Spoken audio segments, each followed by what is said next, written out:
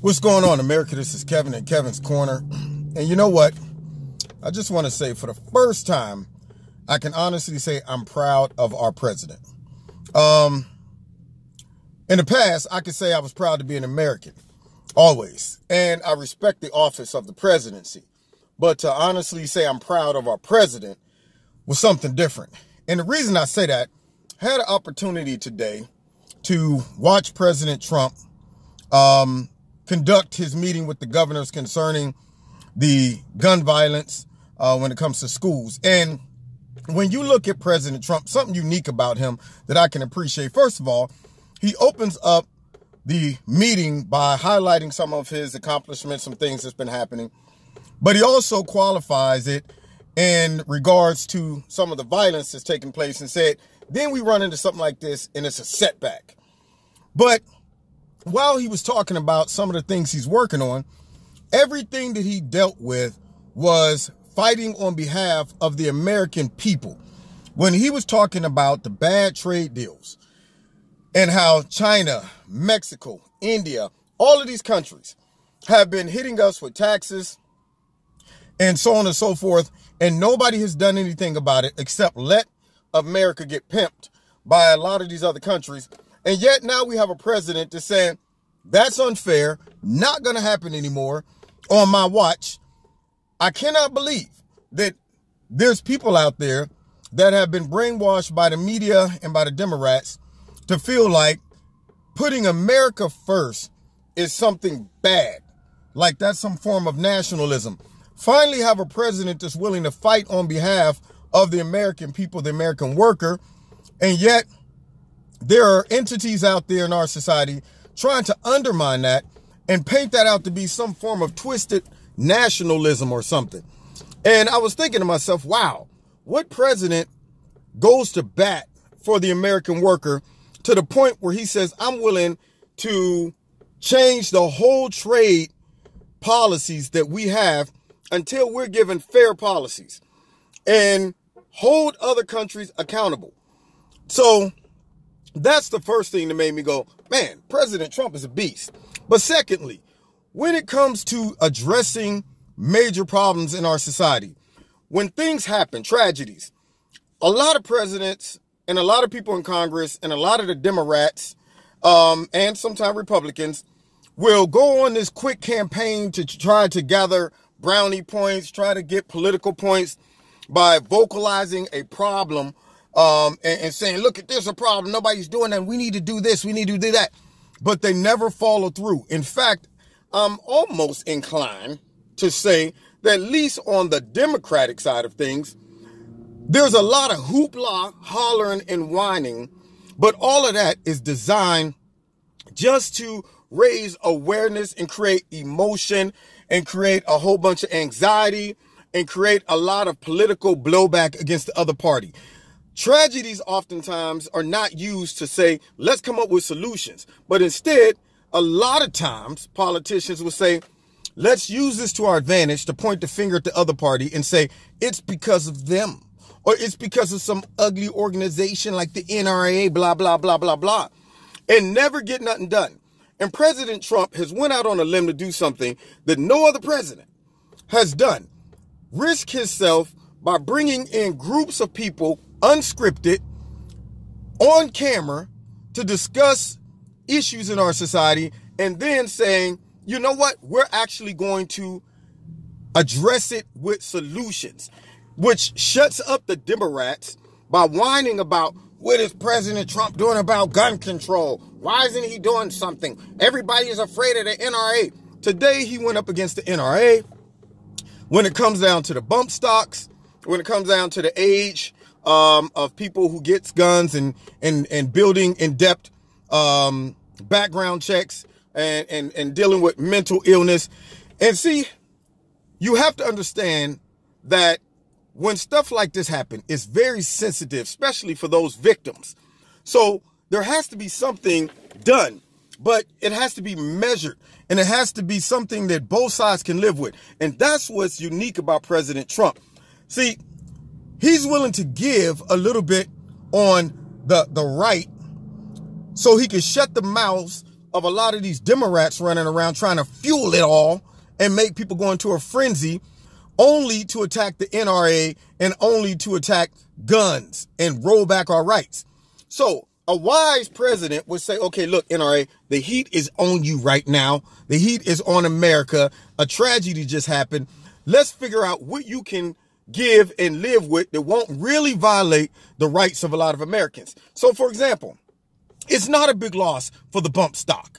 If you know anything about the bump stock, you take an AR-15, you take the butt of the gun off with the trigger, and you put a fake one on that kind of has a space in between the trigger and the stock on your arm kind of slides back and forth as the gun shoots, and you just keep your finger there, and it makes the gun move real fast, faster than your finger can pull it, which makes that machine gun type action take place, which is kind of unnecessary because, one, if you look at most of our military, when they're in a serious situation, they don't have their gun on machine gun ready to fire anyway. It's more controlled when you can have one shot, pop, pop, pop, pops to the all over the place. So that's not a big loss. If I was the NRA, I would say, you know what? Fine. We'll lose on that one. We'll get fine. Bump stocks, you can have that. Not a big deal. As far as the age, 18 and 21, okay. Granted, I hear the argument. 18 years old, you can go to war. Then why can't you buy a weapon? I understand that. But I will say that being older now, looking back at me at 18, I was a lot more reckless when it comes down to decisions, ego, things like that. Aggression, quicker to respond to somebody out of aggression. Even when I wanted to get a motorcycle, I look back now, if I'd have got a motorcycle at 18, I probably would have been dead. I got it later on in my life where I had the wisdom to understand that life is valuable and I'm not invincible. And I don't care how you cut it. You hit the pavement's going to win that battle every time. But in an 18-year-old's mind, it's never happened to me. There's a certain degree of immaturity and arrogance in an 18-year-old. So maybe if it doesn't come down to, okay, 18, you can't get any gun. Maybe it might be you can't get an assault rifle until you're 21. Who knows? Maybe you can get a pistol for protection or shotgun for hunting, something like that. But that's not really a major issue, I think. 18 to 21, you know, might have to give a little bit on that. So I think what he's doing is giving a little bit on the right so that he'll appear to make some type of efforts and progress, but those type of efforts will silence the mouth of some of the arguments from the left, first of all.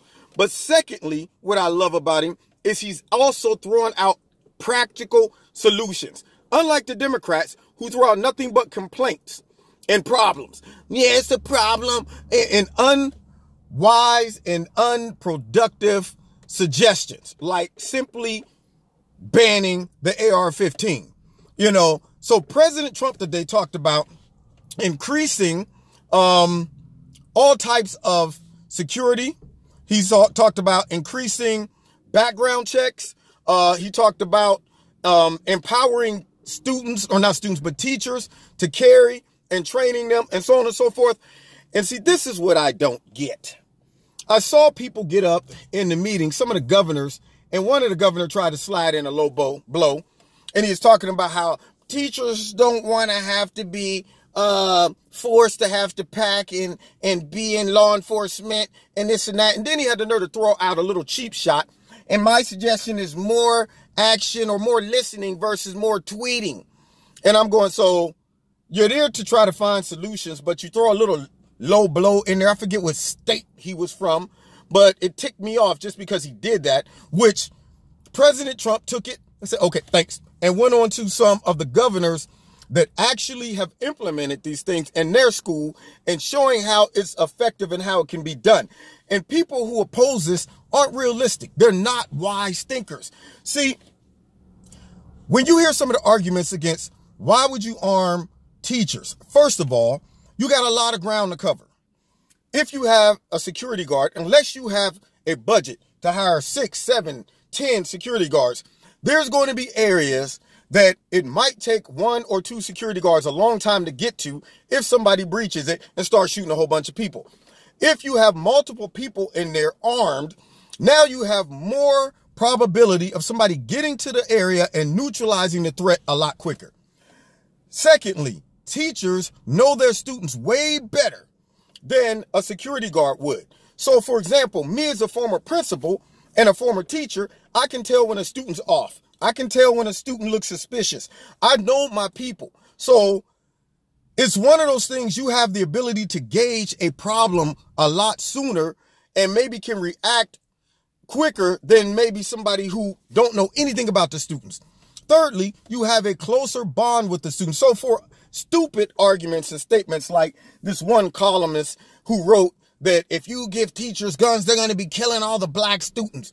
That is the dumbest thing I've ever heard. When you are a teacher, first of all, if you're teaching in an urban area and you happen to be white, that right there already shows me that you are open and diverse and willing to go in environments that a lot of people, quote unquote, feel, oh, they're threatening environments. But you wouldn't be there if you didn't care about the kids and about the job. In addition to that, as a teacher, I know that unlike these police officers who I know when they pulled up, those sheriffs in Florida, they pulled up, they didn't have the bond and the love for those kids like a teacher would. So for them to rush in and say, you know what, I may go in here, I don't know what I'm walking into. It could be one shooter, it could be 2, 3, 4, 5. I don't know. All I hear is pop, pop, pop, pop, pop. I'm older now. The one cop, he was getting older. I'm older now. Why would I run into a situation where bullets are flying? I don't know where they're coming from. I don't know who's in there. I want to go home tonight. That's basically what they did. They was like, man, you know what? Forget that. Wait until backup come. Then we'll go in because guess what? I want to go home tonight to my family, which I understand. But when you are a police officer and that is your duty, you have to rush in and confront situations that might put your life at risk. They didn't have the bond like the teachers had. The teachers threw themselves out in front of the kids with no weapon, nothing to fire back. They jumped in front of the kids because they love the kids. It's no different than if you had your own child and your child was in danger. You wouldn't even second think that I need to jump out there in front of this car or I need to confront whatever threat is there at the risk of my own life without hesitation.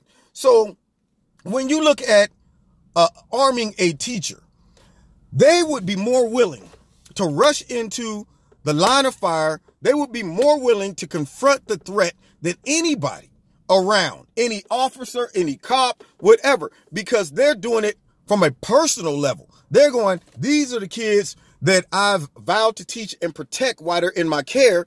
Therefore, I've built a relationship. I have a bond with these kids, and I'm willing to confront whatever I got to confront and worry about the fallout afterwards. Right now, only thing in my mind, stop this threat, save lives. That is it.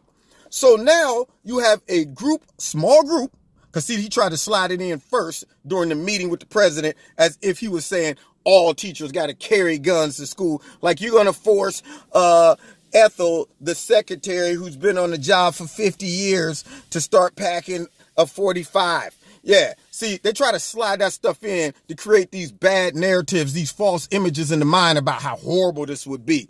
But nonetheless, qualified, physically fit, and mentally strong teachers who are okay with carrying, these are the type of people you give a weapon to confront and respond quickly. But finally, it also is a great deterrent. One of the governors was saying, look, before you come into our school, you see the sign that there are personnels in our school that have weapons on them. You don't know who they are, but we do. Nonetheless, now what you got to do is confront that mentally when you have a goal and objective of killing a whole bunch of people. You're probably going to go to a school where it says no guns allowed. You're going to run into that place. You're not going to go into the school where you can't identify who might shoot back at you. And for people to think that this is dangerous, this is stupid, I'm going, you are not using your noodles. Maybe if you worked in a school, maybe if you was a teacher, you might be able to speak on it.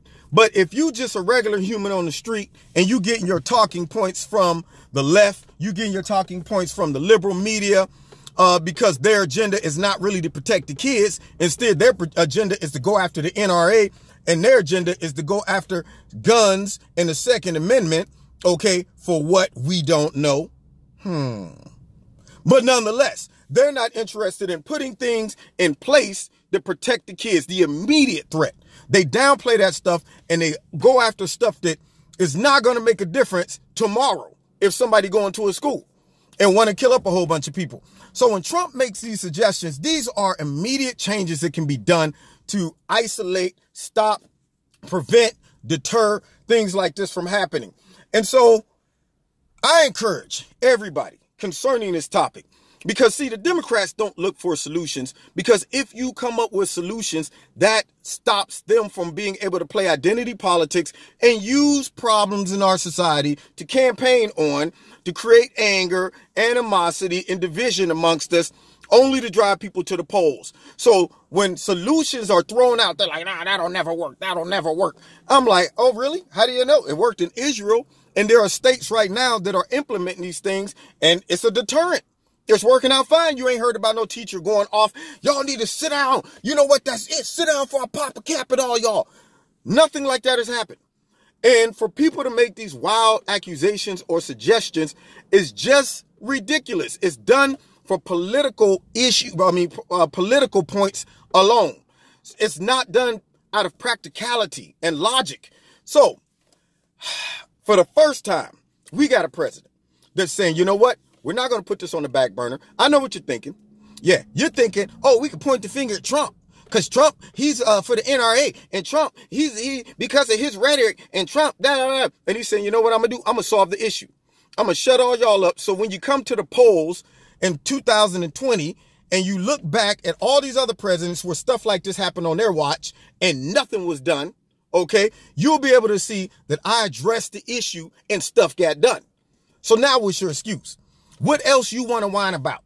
If he solved the problem, people who hate Trump are still going to say, well, it wouldn't have happened anyway if he wasn't the president. Stupid stuff like that. So now we got a president who identifies problems, gives solutions, and implements solutions.